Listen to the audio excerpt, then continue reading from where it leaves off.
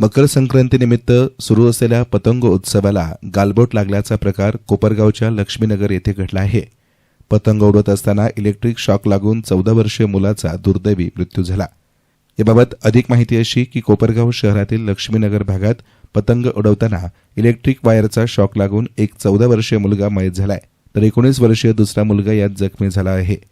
पिंपरी चिंचवड येथील काळेवाडी फाटा परिसरातील अर्णव महेश व्यवहारे हा मकर संक्रांतीचा सण साजरा करण्यासाठी खास पुण्यावरून काल सायंकाळी आपल्या मामाच्या घरी म्हणजेच कोपरगावच्या लक्ष्मीनगर येथील घरी आला होता.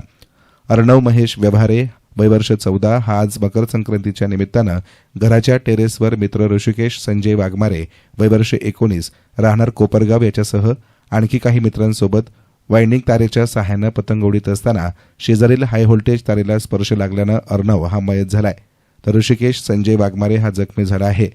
या घटनेनं परिसरात एकच खळबळ उडाली असून मुलाच्या दुर्दैवी मृत्यूनं हळहळ व्यक्त केली जात आहे. ऐन मकर संक्रांत सणाच्या दिवशीच असा प्रकार घडल्यानं समाजानं दुःख व्यक्त केलंय. येथील स्थानिक नगरसेवक प्रशांत कडू यांनी या प्रकाराविषयी अधिक सांगितलं. कोपरगाव शहरातील लक्ष्मीनगर भागामध्ये मकर संक्रांती दिवशी अतिशय दुःखद घटना घडली.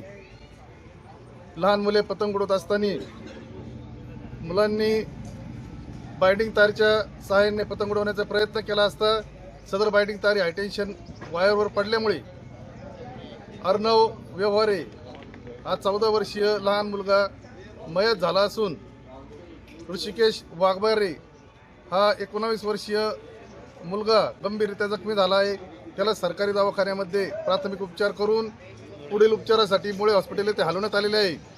तरी मी कोपरगाव शहरातील सर्व नागरिकांना विनंती करतो की आपले लहान मुलं टेरेसवर पतंग उडवत आहेत, कृपया सर्वांनी मुलांकडे लक्ष द्यावे व सावधानतेने पतंग उडवावे ही विनंती करतो.